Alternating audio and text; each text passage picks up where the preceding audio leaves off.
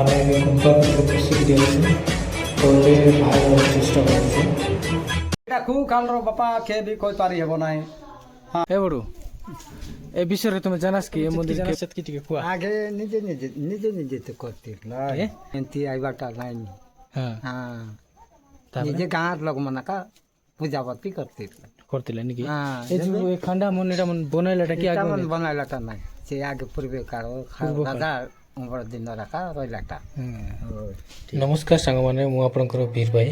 ଆପଣମାନଙ୍କୁ ସ୍ୱାଗତ କରୁଛି ମୋର ହେଇ ନୂଆ ସଫର ଦା ଓଡ଼ିଆ ନମାଦ ୟୁଟ୍ୟୁବ୍ ଚ୍ୟାନେଲ୍ ନୂଆ ଚ୍ୟାନେଲ୍କୁ ଆପଣମାନଙ୍କୁ ଅନେକ ଅନେକ ସ୍ୱାଗତ ଜଣାଉଛି।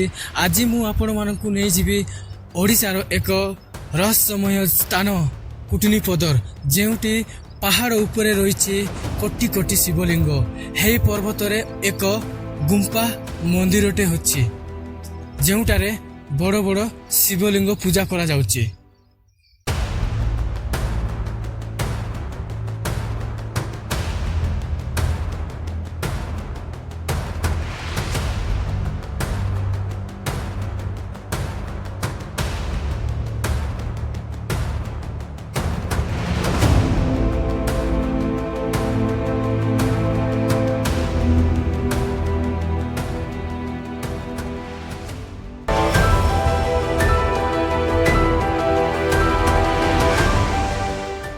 ଆପଣମାନେ ଯଦି ସିମଲିଗୁଡ଼ାଠୁ ଆସିବାକୁ ଚାହୁଁଛନ୍ତି ତାହେଲେ ଦାମନଯୋଡ଼ି ରାସ୍ତା ଦେଇକିରି ଆସିବାକୁ ପଡ଼ିବ। ଦାମନଯୋଡ଼ିଠୁ କାକରିଗୁମା 23 କିଲୋମିଟର ହେବ, ସେଇଠୁ କୁଟନିପଦର 15 କିଲୋମିଟର ହେବ।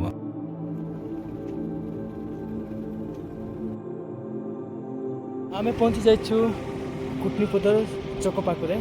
ତ ଆଉ କିଛି ବାଟ ଗଲେ ପହଞ୍ଚିବ କୁଟନିପଦ, ଯେଉଁଠି ଆମର ଶିବଲିଙ୍ଗ ପୂଜା କରାହେଉଛି।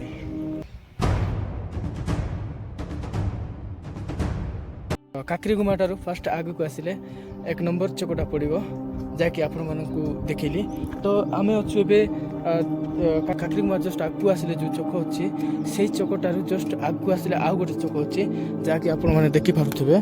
ଏଇଟା ମାନେ କ'ଣ ଚିରାବୁରା କରିଦେଇଛନ୍ତି। ଲେଫ୍ଟ ସାଇଡ୍ ଗଲେ କେଉଁ ଗାଁ ହେବ? କୁସୁମଗୁଡ଼ା। ଏଇଟା ସେଠି ବାହାରିବ କୁସୁମଗୁଡ଼ା। ଏ ଯୋଉ ଗାଟି ତଳ ରାସ୍ତା ଗୋଟେ କୁସୁମଗୁଡ଼ା ଅଛି ସେଠି ତ।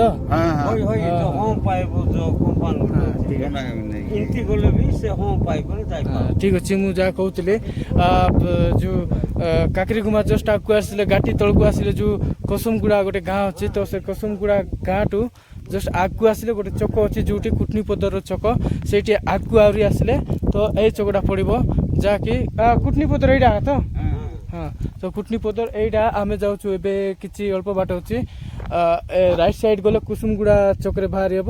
ତ ସରି, ଲେଫ୍ଟ ସାଇଡ୍ ଗଲେ କୁସୁମଗୁଡ଼ା ଚକ ବାହାରି ହେବ, ରାଇଟ୍ ସାଇଡ୍ ଗଲେ କୁଟନିପଦ ଯାଇ ହେବ। ତ ଚାଲନ୍ତୁ ଦେଖିବା। ଏଠି ମନ୍ଦିର କେତେ? 20? ଠିକ ଅଛି। ଏଠି 20 ଟଙ୍କା ମାଗୁଛନ୍ତି, ଯାହାକି ମନ୍ଦିରର ଡେଭଲପ୍ କରିବା ପାଇଁ ବୋଧେ। ତ ଦେଇକି ସବୁ ଆସିବା। ଆମେ ଏବେ ପହଞ୍ଚି ଯାଇଛୁ କୁଟନିପଦର। ତ ଏଇଠି ଦେଖିପାରୁଥିବେ ନଡ଼ିଆ ଧୂପକାଠିର ବ୍ୟବସ୍ଥା ବି ଅଛି, ଆପଣ ଚାହିଁଲେ କିଣିକି ବି ନେଇପାରିବେ। ଏଇଠି ଆପଣଙ୍କୁ ପାହାଚ ଚଢ଼ିବାକୁ ପଡ଼ିବ। ଏହି ପାହାଡ଼ ଉପରେ ହଜାର ହଜାର ପ୍ରାକୃତିକ ଶିବଲିଙ୍ଗ ରହିଅଛି।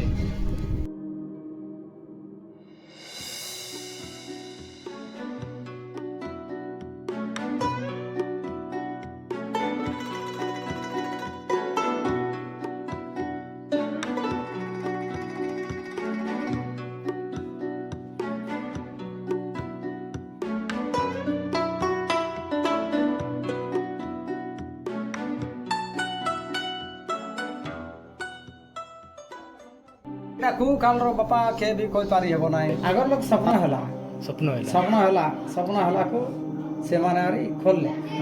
ସ୍ୱପ୍ନ ହେଲା ମୋତେ ଏଇଠି ଦେବୀ ଦେବତା ଅଛି ପୁଣି ଗଲାକୁ ସ୍ୱପ୍ନ ହେଲାକୁ ଖୋଲିଲାକୁ ସବୁ ଲିଙ୍ଗ ମାନ ବାହାରିଲା। କହିଲେ କ'ଣ ଏଇଟା ମେନ୍ ପୂଜାରୀ ଯିଏ ଅଛନ୍ତି ସେ ତାରିଣୀଙ୍କର ସେବା କରୁଥିଲେ ଘରେ ସେବା କରୁ କରୁ ତାଙ୍କ ଦେହକୁ ତାରିଣୀ ଆସିଲେ। ତାପରେ ସେଇ ଜାଗାକୁ ଚୁଜ୍ କଲେ କି ଏଇ ଜାଗାରେ ମୁଁ ପୂଜା ପାଇବି ଖୋଳିବା ଦ୍ୱାରା ସିଏ ମୋର ଅସ୍ତ୍ରଶସ୍ତ୍ର ବାହାରିବ ବୋଲି ସ୍ୱପ୍ନ ଦୋଷ ହେଲା। ତାପରେ ସେମିତି ଖୋଳା ହେଲା। ସେମାନେ ଯେତେବେଳେ ଦେଖିଲେ ଅସ୍ତ୍ରଶସ୍ତ୍ର ସବୁ ରହିଛି ତାକୁ ନେଇକି ପୂଜାବିଧି ଚାଲିଲା। ତାପରେ ଏମିତି କିଛି ବର୍ଷ ପୂଜାବିଧି ହଉ ହଉ ପୁଣି ସ୍ୱପ୍ନ ଦୋଷ ହେଲା କି ଏଇ ପାଖରେ ମୁକ୍ତେଶ୍ୱର ପୀଠ ବୋଲି ଗୋଟେ ନାମିତ ହବ ବାବା ମୁକ୍ତେଶ୍ୱର ଏଠି ରହିଛନ୍ତି। ଏଠି ସହସ୍ର ଶିବଲିଙ୍ଗ ଅଛି, ତାକୁ ଖୋଳାଯାଉ କହିଲେ। ତାପରେ ପୁଣି କିଛି ଏଇ ଜାଗାଟା ଖୋଳା ହେଲା। ପାହାଡ଼ଟା ଥିଲା କିଛି ଏଇ ଦୁଇ ଚାରି ଗାଁର ଲୋକଙ୍କ ଦୃଷ୍ଟିରେ ଖୋଳା ହେଲା। ତାପରେ ମହାଦେବ ଶିବଲିଙ୍ଗ ବାହାରିଲା। ପୁଣି ଏଇଟା ସହସ୍ର ଶିବଲିଙ୍ଗ ବୋଲି ନାମିତ କରାଗଲା। ଯେଉଁ ଯେତେ ଖୋଳିବ ସେତେ ବାହାରିବ। ସହସ୍ର ଶିବଲିଙ୍ଗ ଏଠି ଅଛି ଏଇ ଗୁମ୍ଫାରେ। ତାପରେ ଏହାକୁ ଗୁରୁ ଗୁମ୍ଫା ବୋଲି ମଧ୍ୟ ନାମିତ କରାଯାଇଛି। ଯେଉଁ ଜାଗାରେ ଖୋଳିବ ସେ ଜାଗାରେ ବାହାରିବ। ତ ପ୍ରଥମ କରି ଅଳ୍ପ ଅଳ୍ପ ଖୋଳା ହେଲା। ତାପରେ ପୁରା ପୁରା ପୁରା ଗର୍ତ୍ତ ଟାଇପ୍ ହେଇଯାଇଛି। ଦେଖୁଛନ୍ତି ପୁରା ପାହାଡ଼ ହେଇକି ଥିଲା ଖୋଳା ହେଲା। ତାପରେ ଶୃଙ୍ଗ ଅଛି, ଶୃଙ୍ଗ ଭିତରେ ବି ଶିବଲିଙ୍ଗ ଅଛି। କେତେ ମସିହାରୁ ମାନେ କେତେ ମସିହାରୁ କେତେ ମସିହାରୁ ସେଇଟା ତ ଆମେ କହିପାରିବୁ ନାହିଁ, କାରଣ ଆମେ ଆପଣ କୋଉ ମସିହାରୁ ପୂଜା କରୁଛନ୍ତି? ଏଇଟା 1990 1990ରୁ ଆପଣ ଷ୍ଟାର୍ଟ କଲେ। ହଁ। ତାପରେ ଆଗରେ ଆରି ଇଏ ଦେଇଦେଲୁ ମା ବୋଲି ମାନେ ପୂଜା କରୁ। ଆଗରେ ମାନେ କି କଣ୍ଡା ଗୁଡ଼ାକ ଅଛି ସେଟା ନିଜେ ବନେଇଲାଟା କି ଏ କଣ୍ଡା କାତି ମାନେ ବାବୁ ବେଶୀ ପୁରୁଣାଟା ଅଛି। ଏଇଟା ଦୁଇ ତିନି ଥର ହେଲା, 3 ଥର ହେଲାଣି ଆମେ ଜାଣୁଛୁ ସେ ଘର ତିଆରି ହେଉଛି। ଏବେ ସ୍ଲାବ୍ ଘର ହେଲା। ଆଗରେ ସବୁ ଗଛ ଫୁଟ ତଳେ ଥିଲା। ତାପରେ ଗୋଟେ ଝୁପଡ଼ି ପୁଡ଼ିଆ ପରା ଏମିତି ହେଇକରି 3 ଛପର ଥିଲା। ତାପରେ ଟାଇଲ୍ ଘର ହେଇଥିଲା। ଏବେ ସ୍ଲାବ୍ ଘର ହେଇଛି। ଏମିତି ହେଇକରି ବେଶୀ ପୁରୁଣାଠୁ ସେଇଟା ରହିଯାଇଛି। ଆହୁରି କେତେଟା ଗୁରୁମାଇ ମନେ ମିଶା ଆଣି କରିଦେଲାଟା ଆମକୁ ଆମେ ଦେଖିବାଟା ଗୁରୁମା ଆଗକାଳର ଲୋକ ଯେଉଁ ପୂଜା କରୁଥିଲେ ତ ଲୋକମାନେ କିଛି ଏତେ ଜାଣିନଥିଲେ। ତ ଲୋକମାନେ ପରେ ପରେ ଜାଣି ଆଇଲେ 1990ରୁ ବାବାଙ୍କର ପୂଜା ଚାଲିଛି। ତ ଏଇଠି ଯେତିକି ମାନେ ଆସୁଛନ୍ତି ସବୁ ମାନସିକ କରି ଯାଉଛନ୍ତି, ମାନସିକର ଫଳ ବି ପାଉଛନ୍ତି। ତ ଆପଣମାନେ ବି ଆସନ୍ତୁ, ଦର୍ଶନ କରି ଯାଆନ୍ତୁ। ଆଉ ଗୁମ୍ଫା ବି ଅଛି, ଗୁମ୍ଫା ଭିତରେ ଯେଉଁ ପ୍ରାୟ ଲିଙ୍ଗ ଅଛି। ତ ଆସିକି ଦର୍ଶନ ବି ପାଆନ୍ତୁ। ଆପଣମାନେ ଦେଖିପାରୁଥିବେ ସେଇ ଜାଗାକୁ, ଯେଉଁ ଜାଗା ଆମେ ଆସିଥିଲୁ ସେଇ ଜାଗାକୁ ପହଞ୍ଚି ପାରିଛୁ ଆଜି। ତ ଏଠି ଦେଖୁଥିବେ କେତେ ସହସ୍ର ଶିବଲିଙ୍ଗ ଅଛି। ତ ଆଉ ଗୋଟେ ଜାଗା ଅଛି ଯେଉଁଠିକି ଗୁମ୍ଫା ଭିତରେ ପୁରିକିରି ଗୁମ୍ଫା ଭିତରେ ଯାଇ ମଝିରେ ଗଲେ ଆଉ ଗୋଟେ ଶିବଲିଙ୍ଗ ଅଛି। ଆମେ ଆପଣମାନଙ୍କୁ ଦେଖେଇବୁ, ଆସନ୍ତୁ। এই ଗୁମ୍ଫା ଭିତରେ ପୁରୀ ଆମର ଯେଉଁ ଶିବଲିଙ୍ଗଟା ଅଛି ସେଇ ଶିବଲିଙ୍ଗକୁ ଆପଣମାନଙ୍କୁ ଦେଖେଇବି। ଆମେ ଯାଉଛୁ ଭିତରେ ପଶି ଆପଣମାନଙ୍କୁ ଦେଖେଇବୁ।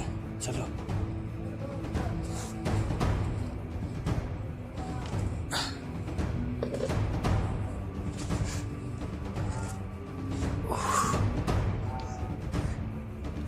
ଆପଣମାନେ ଦେଖିପାରୁଥିବେ ଇଏ ହେଉଛି ଶିବ ପାର୍ବତୀଙ୍କର ଲିଙ୍ଗ। ତା ସାମ୍ନାରେ ଆଉ ଗୋଟେ ଗୁମ୍ଫା ଅଛି, ଦେଖିପାରୁଥିବେ ଏଇ ରାସ୍ତାଟା ଦେଖିପାରୁଥିବେ। ଏଠି ଲାଇନ୍ ଅଛି ଏଠି, ଲାଇନ୍ ନାହିଁ, ଲାଇନ୍ର ବ୍ୟବସ୍ଥା କରାଯାଇଛି। କରାଯାଇଛି ଯାଇଥିବା ଅବସ୍ଥାରେ ଏଠି ଏତେ ଅନ୍ଧାର ଦେଖାଯାଉଛି। ଯଦି ଆମେ ଏଠି ଲାଇଟ୍ ବନ୍ଦ କରିଦେବା ମାନେ କିଛି ଦିଶିବ ନାହିଁ। ଦେଖନ୍ତୁ ଲାଇଟ୍ ବନ୍ଦ କରୁଛି, ସେ ଫ୍ଲାସ୍ ଲାଇଟ୍ ବି ଅଫ୍ କରେ ମୋବାଇଲର। ହଁ, ଦେଖିପାରୁଥିବେ କେତେ ଅନ୍ଧାର ଚାରିଆଡ଼େ, ମାନେ କିଛି ଦେଖାଯିବ ନାହିଁ। ଜଣେ ଯଦି ଆସିବେ ଡରିଯିବେ। ଆସିଲେ ଏମିତି ଅନ୍ଧାର ଜାଗାରେ 2 ଜଣ ଆସନ୍ତୁ। ତ ଏଇଟା ଗୋଟେ ଗୁମ୍ଫା, ଏଇ ରାସ୍ତା ଦେଇକି ଆମେ ଯାଉ।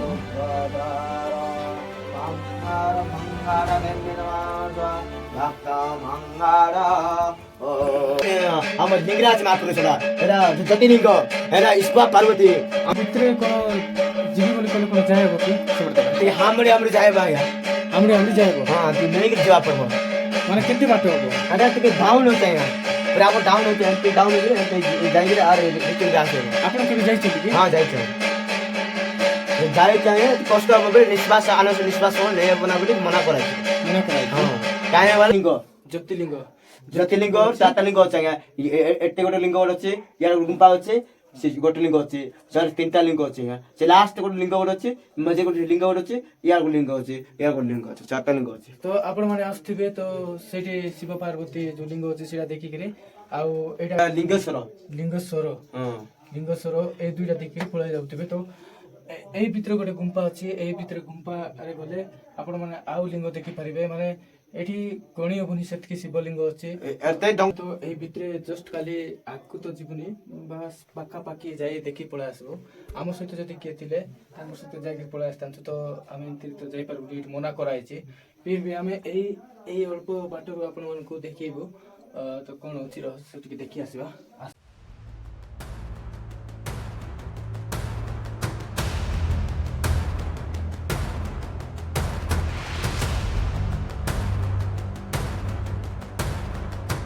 ଦେଖିପାରୁଥିବେ ଆମର ଭାଇ କେମିତି ଆସୁଛି। ତ ଆସିଲେ ବି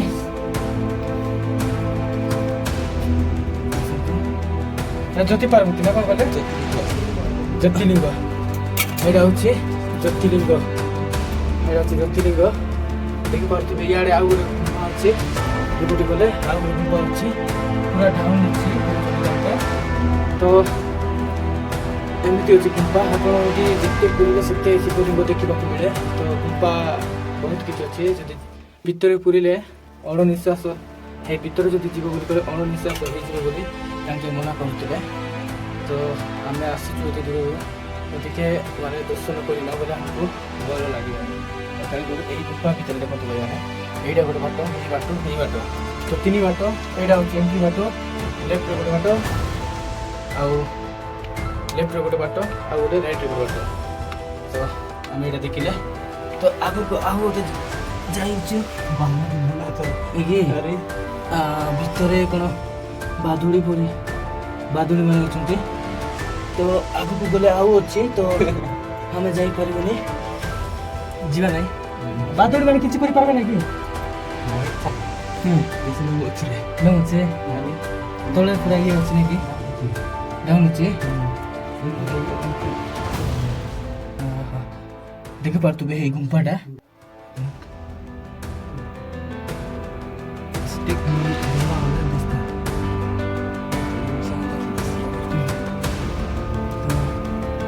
ଦେଖୁଛନ୍ତି ଏଇ ଗୁମ୍ଫା, କେମିତି ଆସୁଛନ୍ତି ଦର୍ଶନ କରିବା ପାଇଁ, ତ କ୍ଲିୟରଲି ଭାବରେ ଦର୍ଶନ କରି ଯାଆନ୍ତୁ, ସବୁ ମାନସିକ ପୂରଣ ହବ। ତ ଆମେ ଏତିକି ଗୁମ୍ଫାରେ ବୁଲିଯାଇଥିଲୁ। ତ ଇଆଡ଼େ ଗୋଟେ ଗୁମ୍ଫା ଅଛି, ସେ ଯାଏବ କି ଏପଟେ ଯାଏବ ନାଇଁ କି, ଏତେ ଆନେ କି ଦେଖନ୍ତୁ ଗୁମ୍ଫା ମାନେ ଆପଣ ଆଶ୍ଚର୍ଯ୍ୟ ହେଇଯିବେ ଆସିବେ। ଆପଣ ଯଦି ଆସିବେ ଫାର୍ଷ୍ଟ ଟାଇମ୍, ତ ଏଇ ଗୁମ୍ଫା ମାନେ ଜ୍ୟୋତିର୍ଲିଙ୍ଗ ଦେଖିକି ଯାଆନ୍ତୁ, ଶିବ ପାର୍ବତୀ ଲିଙ୍ଗ ଦେଖିକି ଯାଆନ୍ତୁ।